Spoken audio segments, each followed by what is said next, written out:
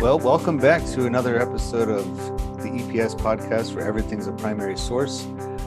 Today I'm talking with Kyle, and Kyle is a longtime friend of mine. In fact, he and I took part in a lot of these pop culture primary sources that we go over when we were going to school together in North Country, New York. So thanks for joining today, and how's everything Thanks going? for having me. Yeah. I'm glad. Everything's good. Everything's been going good.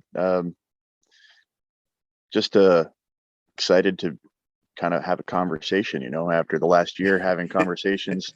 Doesn't really happen that much, Yeah. So I mean, of course we have to use the medium of Zoom to do it, and absolutely. over the web and everything like that. But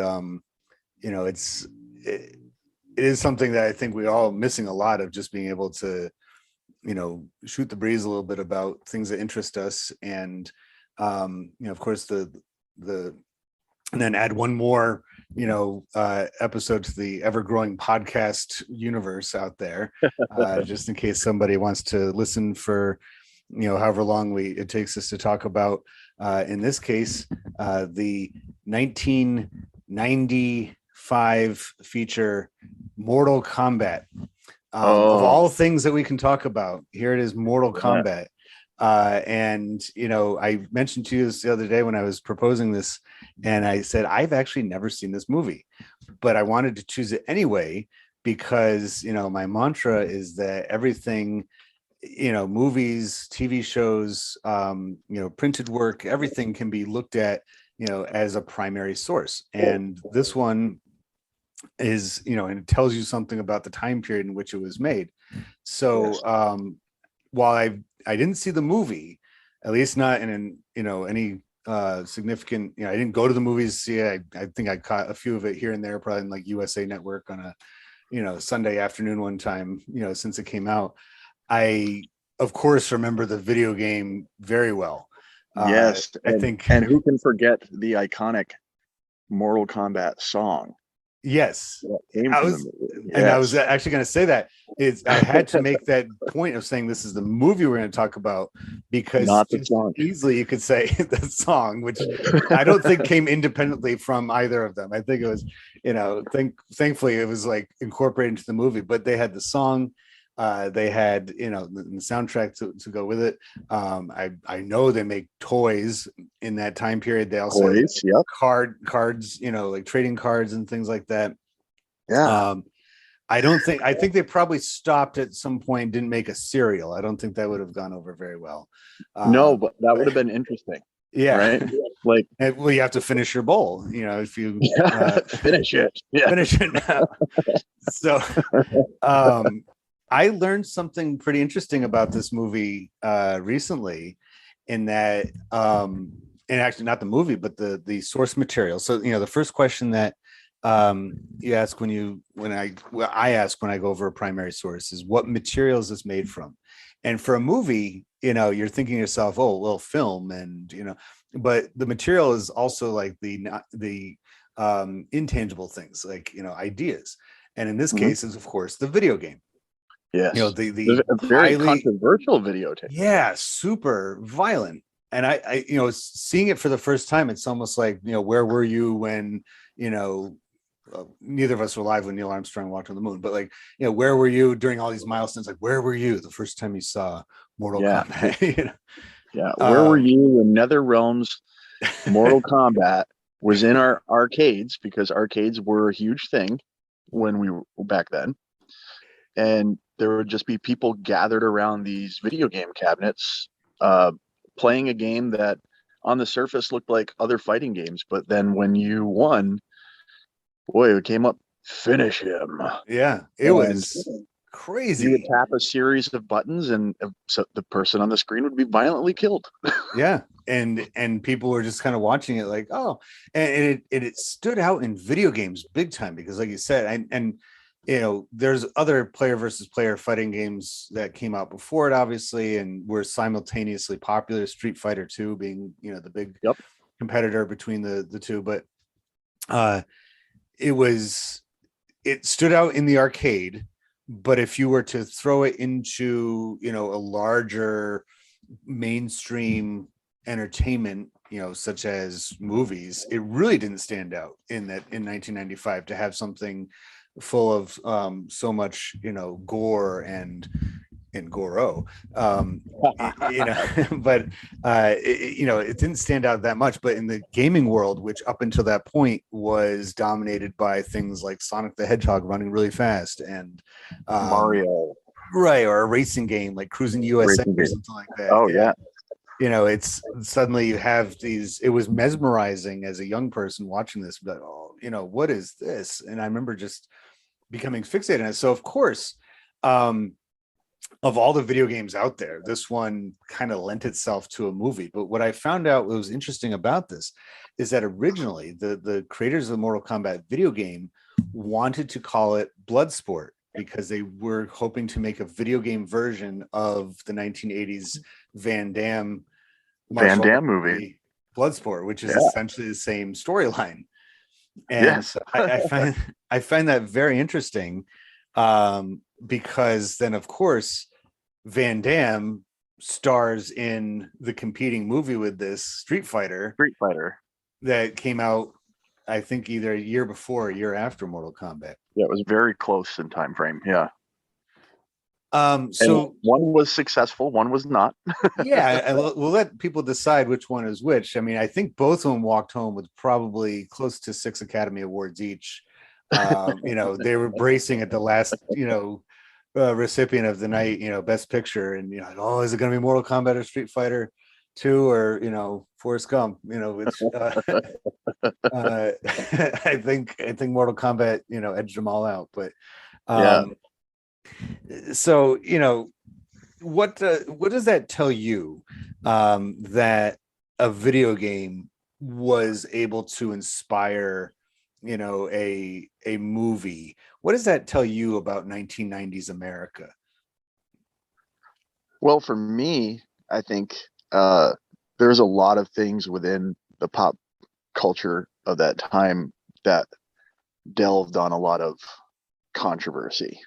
There was what OJ and all these Clarence Thomas. There was a bunch of stuff where controversy kind of sold, right? Mhm.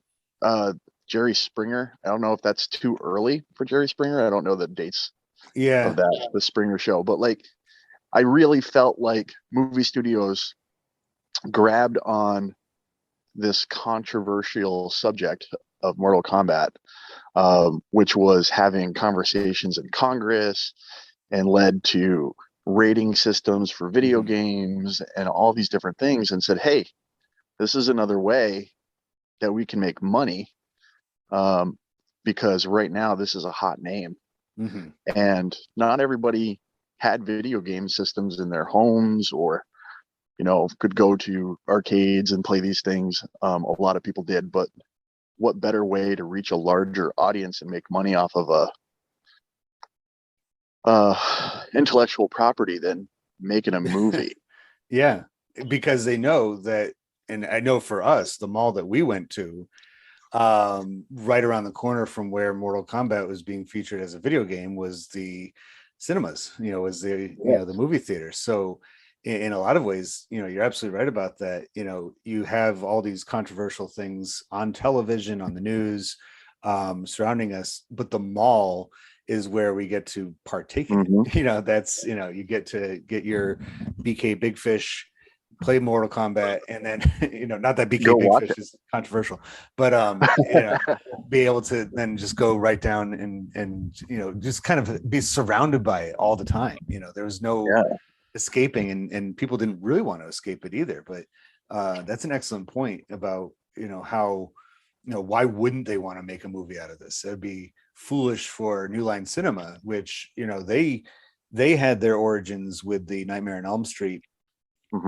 series, you know, in the early 80s, and you know, no which strangers had its own to controversy. exactly, and you know, they had that built-in audience, you know, even if that the original audience in 1984 was, you know, 11 years older by this point, you know, that they had that built-in young person, teenager, young adult viewership. So match made in heaven, really. Yeah. So the next question is, there's a couple questions that can be put together, but how is this made, and then who likely made it? I'm looking at the IMDb right now, and of course, the it tells you how it's made. In most cases, you have a movie. In most source material for movies are things like books. It's a pretty common thing to have when you see the writer of a movie. It'll sometimes say like J.K. Rowling book. Not for Mortal Kombat, but for Harry Although Potter. that would be a very interesting. Right. Who knows? If they ever made a Yeah. fighting game out of Harry Potter, which we can go back to that in a minute, because as far as those player versus player fighting games, Mortal Kombat is definitely not the last one. They applied it to almost every single property out Absolutely. there. But in this case, it's the writing credits are given to the first two are from the video game developers themselves, and then it was to Kevin Droney.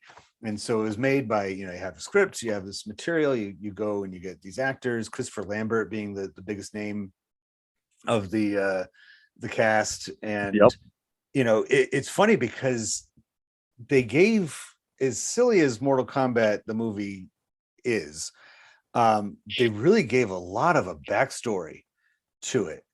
So it's more than you'd think. Really. So it was kind of interesting because like the game itself, storytelling wise, that's really not the draw for the game back then. And to create a movie, it can't just be 90 minutes of people punching each other. Yeah. There's got to be a story. And so I think the movie really became the primary source for the lore of the Nether Realms and the Mortal Kombat tournament. And it really just kind of expanded from that.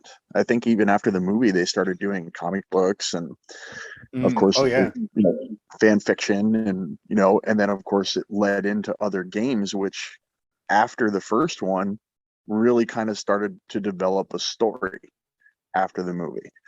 So it's kind of, the movie was I think it was made in an attempt to try and make some money off of a controversial subject matter, really kickstarted it to go further into what it is today.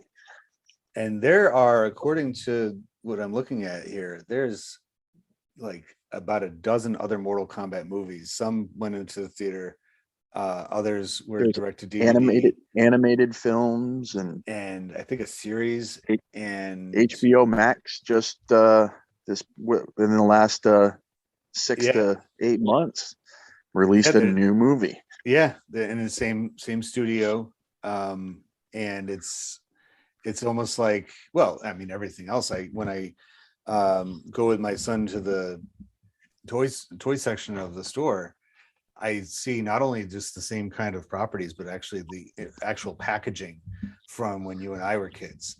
And it's very clear that they know that, we are, our generation, Gen X, early millennials are having, they're raising kids now. And, between the two kinds of things that we're going to buy them, either something that we know nothing about or something we're very familiar with. Right. Because that packaging is very nostalgic for us. Yeah. So we want to buy it for our kids. Are we buying it for our kids, or are we buying it for ourselves to relive our youth? Yeah. Or has our youth even ever died? Because I think that our generation, largely because of things like VHS, and I talked about this last time with Batman, because of things like VHS and, like you mentioned, HBO, all the options to watch movies over and over again, or in the case of a video game, I mean, as long as things our youth isn't necessarily coming back, it's just, has it ever left, and is it informing? And so just going down the list of these questions, how is it made? You're absolutely right about that, as far as is made from a video game into a movie, which then translated into all these other things. It was like an explosion of Mortal Kombat, so much so that it made it as one of those many things in 90s and beyond that's just always there. You're always going to have, it's stuck. It's like so many other things that never has really gone away, including so the director of the movie is Paul W.S. Anderson, and the names sound really familiar when I looked it up. And he has, not only was he, I think he was chosen to do Mortal Kombat because he had done he's an English director, and he had done a movie the year before called Shopping, which was known for its ultra violence. And so of course they're like, oh, well, we have this, Mortal Kombat title and it's going to be ultra violent. So why don't we have somebody that dabbles in that anyway? I guess, your territory. Yeah. Martin Scorsese might've been busy doing other things at that point. Let's see if he'll do Mortal Kombat. But he also he went on to direct a movie like Event Horizon, which I want to say you and I saw that together in the theater. We did, and that movie still terrifies me. There's aspects of that film that just creep me out, and it's a very I don't want to call it simple.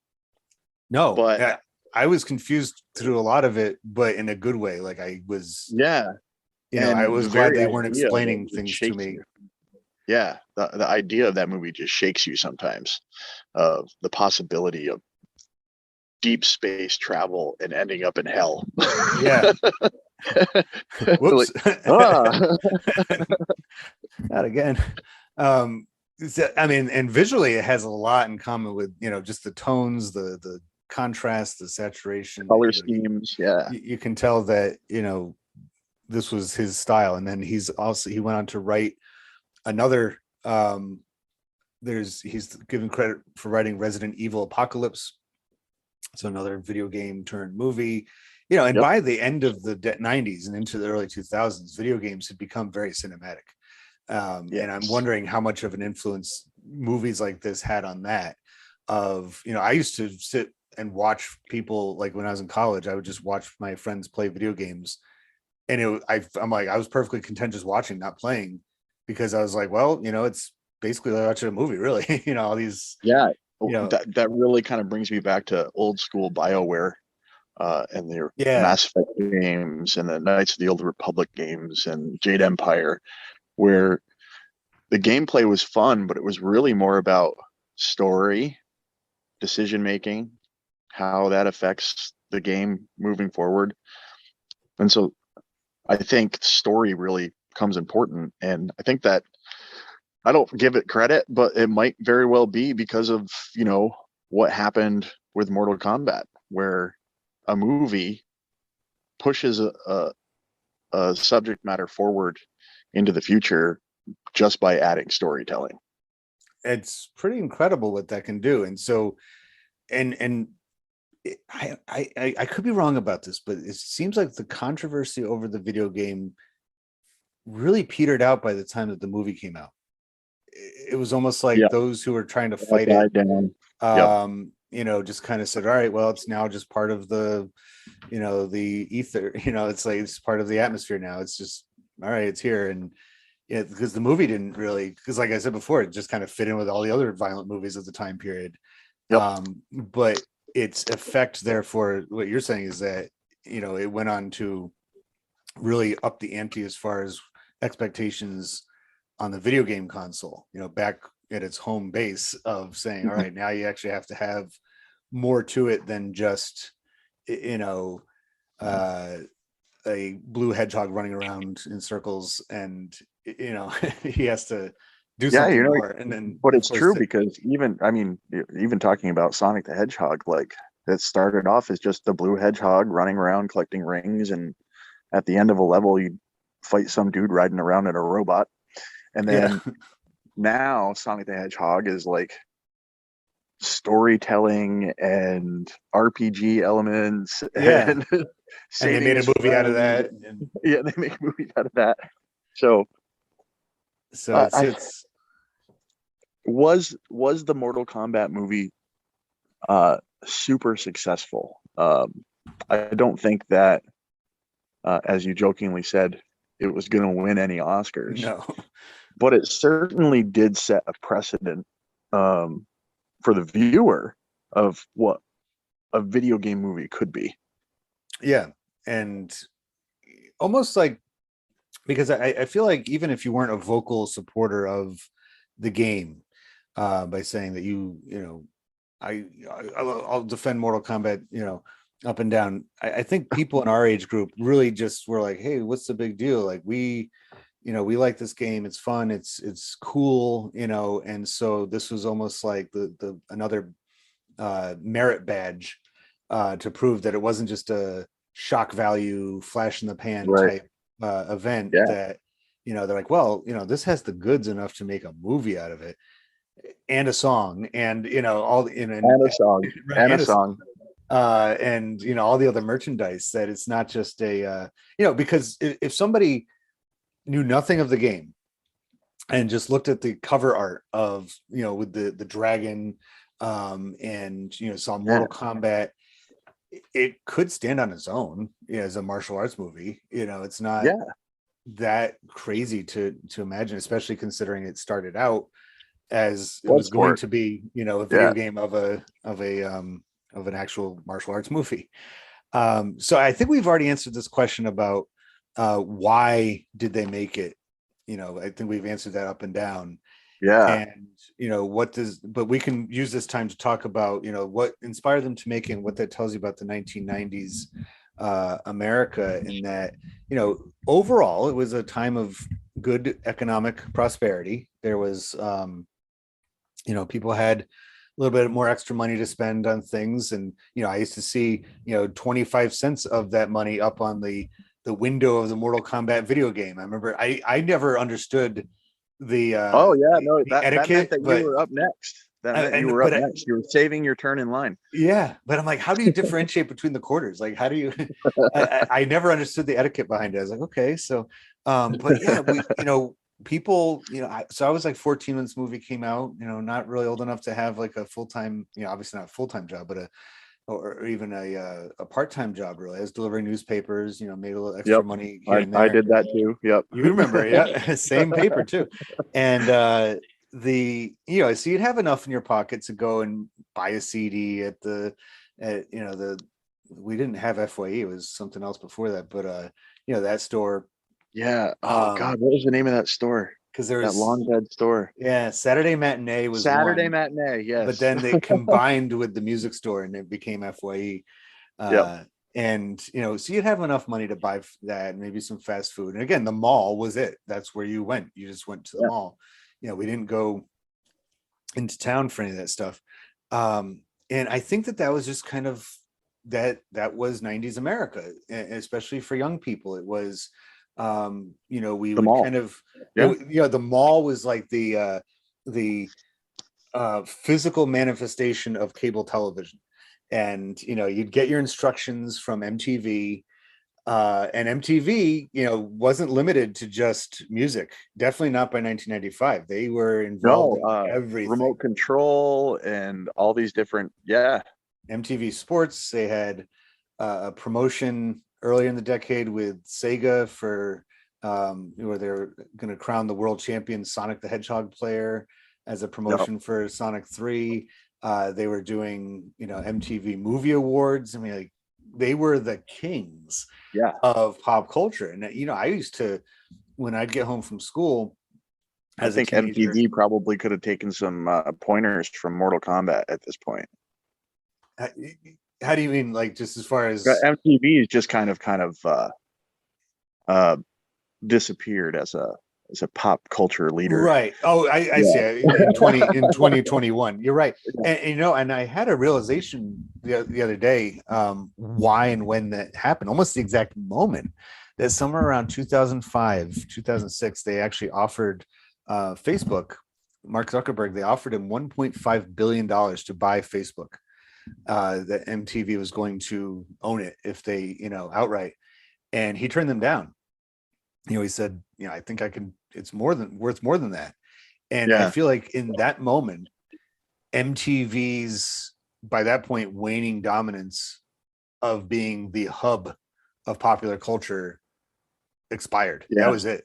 And it was passed the torch officially to the internet. Because in 1995, definitely the internet was not, that wasn't our go-to. I didn't have the internet at my house. No, not at all. No, I only had a few friends. Cable television, friends, word of mouth. Yeah.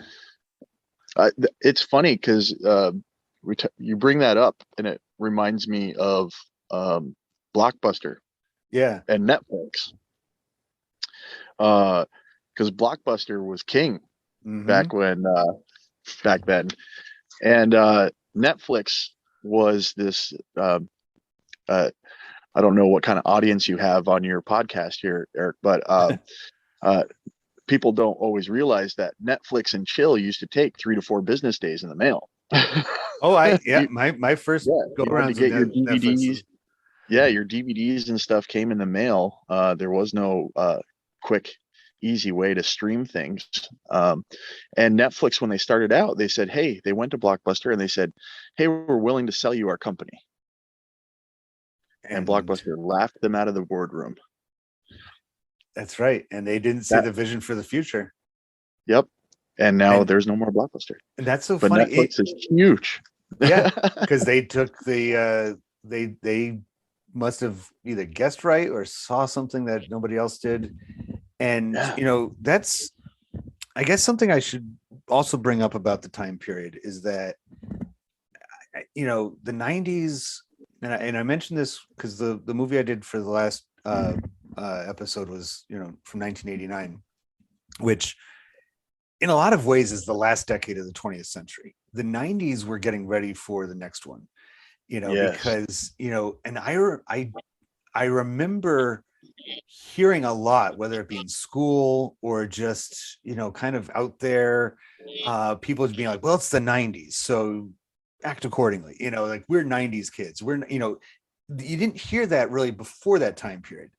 And it was almost like taking this kind of huge responsibility of being like, we are just the last. In my head. Yeah. We are, the year 2000 is approaching quick, and we need to really, bring things all together. And,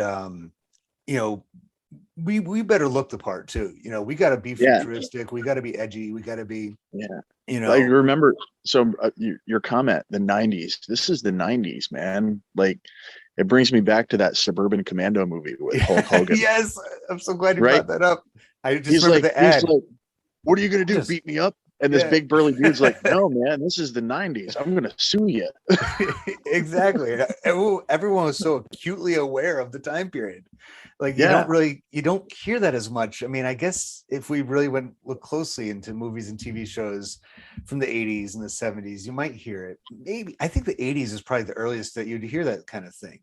You wouldn't really have people saying, well, it is the 70s. So, no, but it's like, it's such a 90s thing. I'm so glad you brought up that clip. Weird transitional decade where it was like the 2000s were coming, and like we were all preparing for Y2K, but we were kids. We were just trying to live our lives and have fun, and it was full of all these wonderful, bright colors and controversial things that we loved even more because they were controversial. Yeah. That was me for Mortal Kombat. I loved Mortal Kombat. And I remember having my Sega Genesis and getting a home copy of that game. Yeah. And putting it in there and playing it. And then my friends going, oh, there's a special code you can put in. It'll turn the blood on, because they had taken the blood out of the game. Yeah, because Super Nintendo out of the game for the home version of it. Yeah, but the coders had put the little thing in there where you could turn it back on. And especially in the days of the early internet, where that wasn't widely shared. It was like, you're in the know. If you found out, again, through word of mouth, or in the line at lunch, and somebody like, hey, guess what, just hit up down AB, and I figured out how to do this guy's fatality here. I wrote it down because I figured it out. Yeah. and that's how everybody learned. Everyone just had There was a there piece of was no paper. internet. There was, yeah. Right. Now Nothing reliable. I downloaded one of the newer Mortal Kombat games recently because of our preparation of this conversation, just to kind of like what's new, what have you, right? Yeah. And like I go, I really wish I knew how to do these fatalities. I'm gonna look it up on the internet. Yeah. There's no challenge anymore. There's no challenge anymore. We've Um, but but wow, it has since become more shocking. I can only imagine. Well, I mean, because I look back at a lot of things in the 90s and compare it, to present day or even just 10 years afterwards. And some stuff holds up, but a lot of it, you're like, wow, people made a big deal about that. Yep. The ante has been pumped up, and I think a lot of it has to do with competition, because there's so many other things out there that are 90, like we keep reiterating, in 1995 the internet was in its infancy, so there wasn't a lot of distraction. It's like, do I play a video game, watch a movie, or sit in front of my computer and listening to it whine and try to get online for 10 minutes so I can check. It's like, so you have all these things. Noise. So by the time you get to 2021 and leap ahead just 30 25 years, and you have all these other things that are competing for not only your attention but your reaction. I would be very surprised if you said that it wasn't, it's bad, same as that game. Like, Kano's still there, Goro's still doing his thing, and But I will tell you, way more storytelling. Whereas before, with back in the 90s, the game was you picked a fighter, and they'd show you the list of fighters that you were going to fight in like a tower. Yep. And you'd go from fight to fight to fight to fight. Nothing in between. Just that's what you did. And at the end, you might get a couple of still shots with some print on it that tell you what the character did after. Yeah. Right. But now, and I think this goes back to what I was saying about the movie really driving that lore forward, is that now you start a game like that and the character, there's story. Yeah. And then you go to the fight within the story. Like, it's a cut scene. and then you go into the game. The fight kind of makes some sense instead of just being like, why? It's not just against this guy. Okay, what are the? Yeah. What did he step on his Pumas or? Yeah.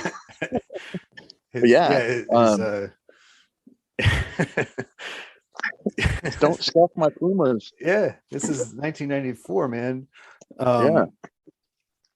So I mean, and that's so I suppose we could have done the game itself as well as the movie, but a big difference between the game, the original game and all the other versions of the game, it's highly democratic in that you can choose your player, whereas so few games at that point had that option. You could be Mario, or if there's two of you, Luigi. You could be maybe one of two characters, but most games it was just, you had no choice. You start playing and you're the person that it tells you to be. Whereas it's the double dragon, right? You're either red or blue. Right. And Contra, you're either red or blue. And so Mortal Kombat's like, oh, I like that guy with the sunglasses, or that guy that kind of looks like the Terminator. I'll be him, or any of those. And they had in the first one just one female character, but by the several others, there was other women in the game, and so everybody had their own.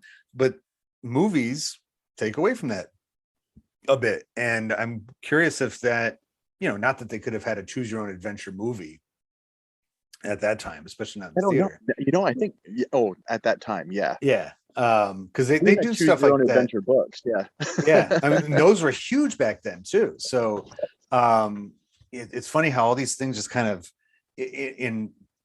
I guess it goes back again to in the time period, and before, there was a lot of especially young kids who were trying to find a way. They were trying to find a group that they could attach themselves to. They could, somebody to share interests with. and to kind of live that out through a video game, it was a way to Right. do that, and have some kind of comradeship, or an interest that others didn't, or in the case of a video game like this, you could identify perhaps with one of the characters more than others. There's two characters in the game looked pretty much identical, but yet they were, fire and ice. You had Sub-Zero and Scorpion. Sub-Zero and Scorpion. Yeah, get over here. Yeah. Right. There's a line from the game that has really kind of become a primary source as far as even dialogue, because people will say that all the time.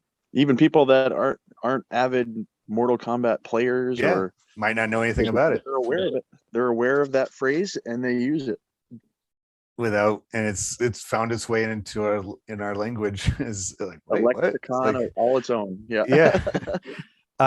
So I think we've also, I feel like we're ahead of ourselves on a lot of these, but the intended audience, like we said, young men especially, at least at first. I think if you were watching MTV and going to see movies and going to hanging out at the mall and reading reading Spin magazine, or all that kind of like alternative.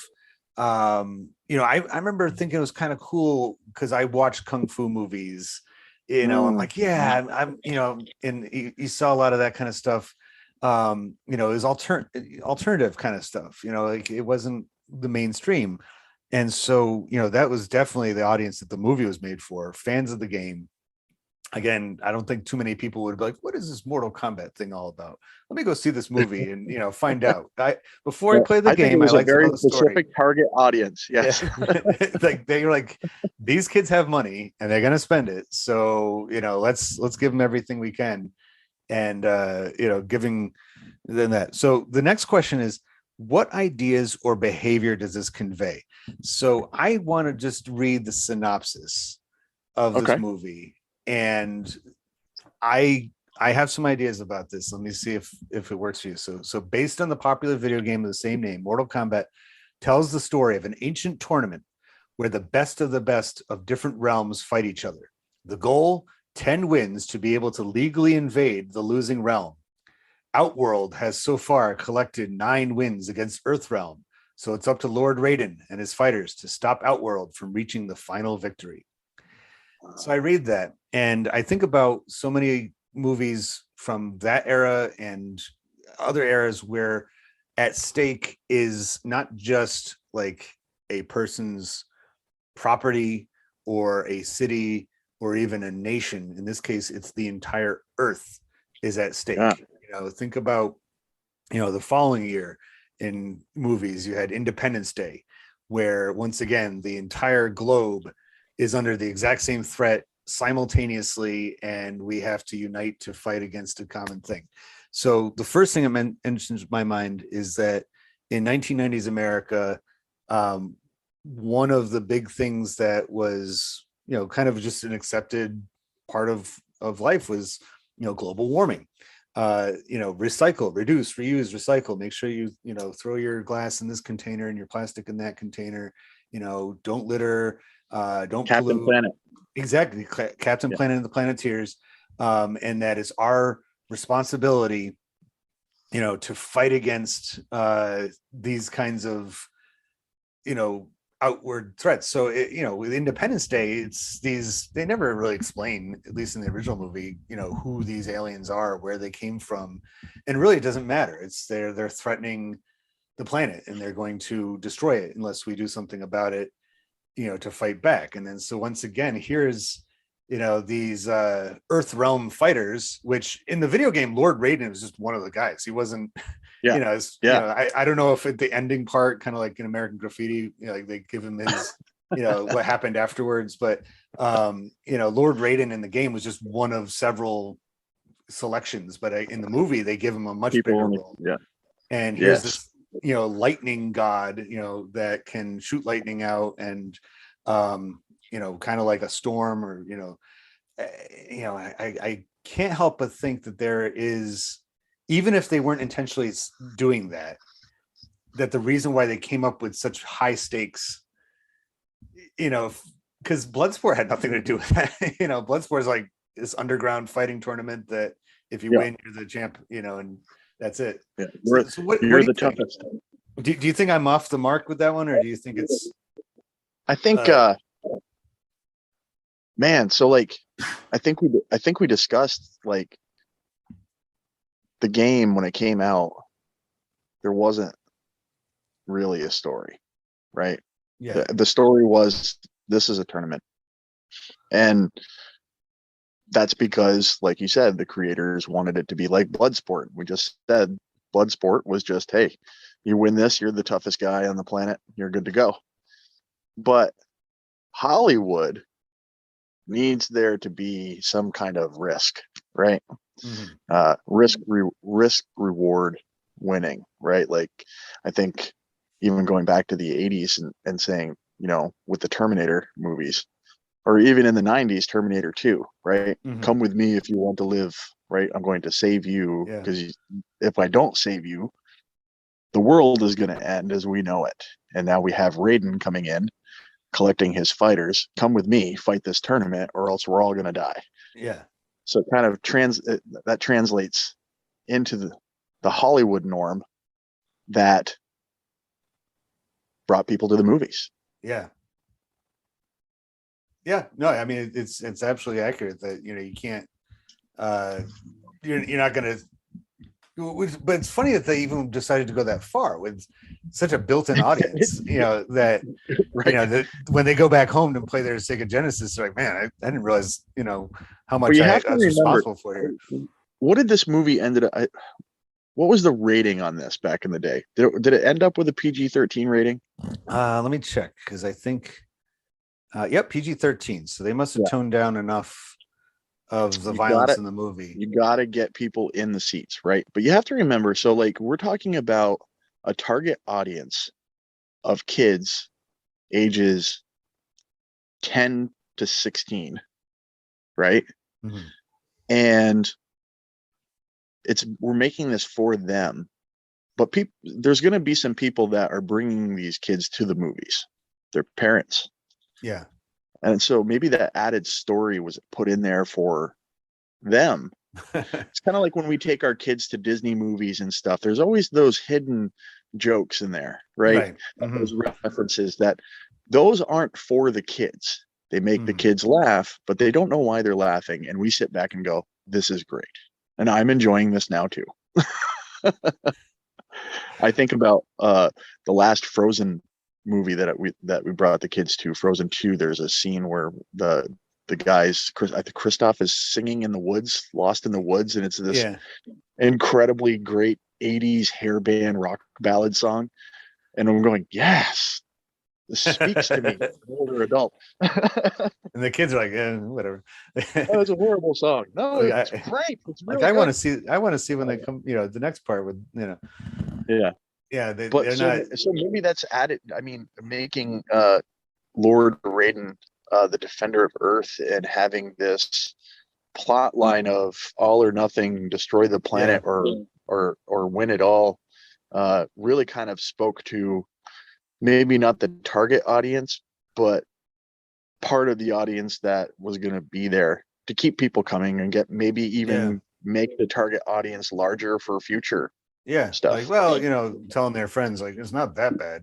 I went to, I brought my kid to see it, and but there's this great song in the movie that you definitely go just to hear that song. You're gonna have to loop this song in on this podcast because it'll just be great. Maybe we could start it off that way. Yeah, maybe I'll use that as the intro. I mean, now that and the more I look at it too, I'm like, okay, so it says legally invasive. So there's some kind of rule of law in this ancient tournament where the different realms have come up with the parameters to invade each other, that you have to get so many different wins. And so I know it precedes the second invasion of Iraq by about 8 years, but the previous one, the Operation Desert Storm, was just before this, 1991, and you know, 9091 or a something. Yeah. coalition of forces, the United Nations being involved in this, and Yeah. kind of giving the United States the go ahead with, you know, dealing with Saddam Hussein and, you know, his invasion of Kuwait. You know, so key terms like that, like invasion and earth, and, you know, it's just kind of like, you know, flowing around and, you know, kind of swirling around in the 90s. And you're right, like the Hollywood storytellers just kind of put their butterfly net up and catch, you know, a couple of these things. Like, all right, here we go, there's our conflict, there's you know, we have something else going on. And you know, we can't just have these netherworld just invading for no reason. They have to have some kind of legal precedence for this. Yes, yes, and they're at 9 wins. They need 10. Right. Very specific. Why not 5? Right? Yeah. Best 2 out of 3. Where did the judicial Where did branch, the 10 you come know, from? What if there's a 10? Yeah, and is 10 counted the same way in every, you know, Multiverse? yeah. You know, how do they consider a win? I Is think is it 10 consecutive wins or just 10 wins in general? I don't know. I think we and we joke, but I guarantee you that if this movie, and you just mentioned, you know, they did come up with another version this year, but if this kind of thing, I think it's part of our culture, part of our society to, if something is proving to be at all popular and mainstream, we oversaturate everything with it. So I guess I probably looked, I'm sure there's probably some kind of book that explains this even more in depth. I doubt they sold it at the Scholastic, you know, book sale, but, you know, I used to get all of my, you know, movie, like I had the book for Hook. I had Home Alone, the book. I actually read the book before I saw the movie. You know, I felt like Bart Simpson, you know, and that's a whole other conversation. So this past, I'm getting a little off subject and I apologize, but like, we had mentioned, you know, New Line Cinema and Nightmare on Elm Street the other day or earlier.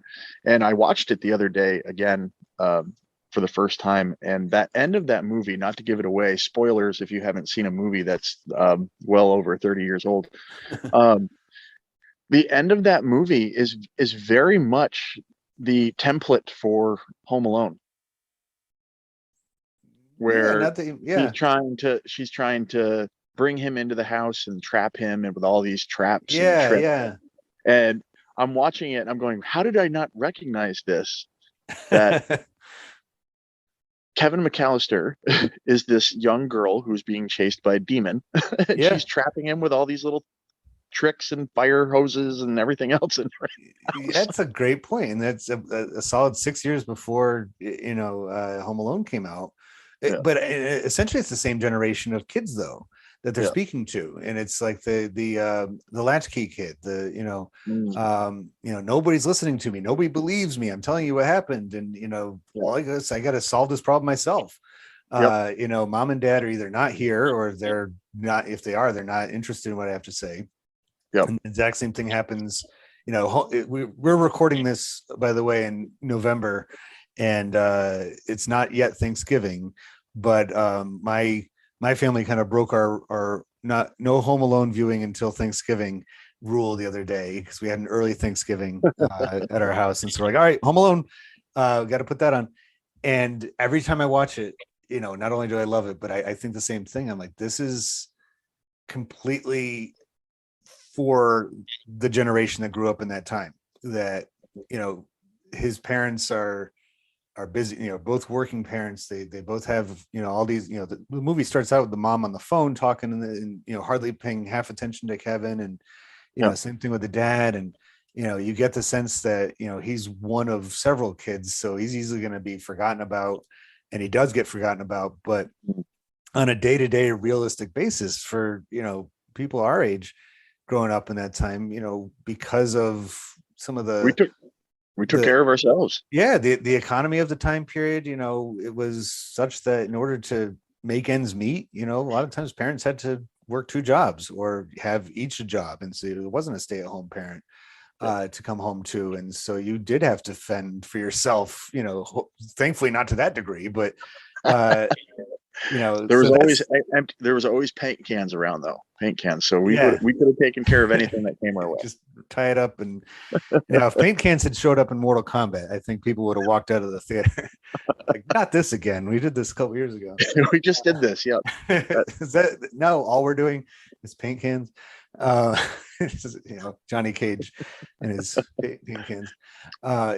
So I'm really glad that we got to talk about this because the point of this podcast is to focus in on things that would otherwise be overlooked, bypassed, not thought of as a primary source at all. Who would think of a movie that was so silly and seemingly so forgettable to be something so telling of the time period. So I really appreciate really rooted itself into our pop culture and moving forward. It cemented itself. Yeah. Man.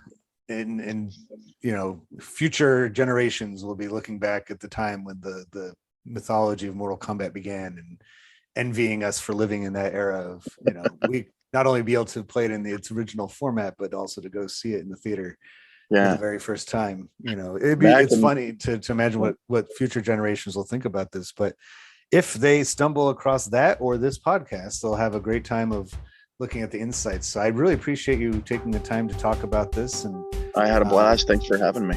I hope we can do it again in the future. Absolutely. All right.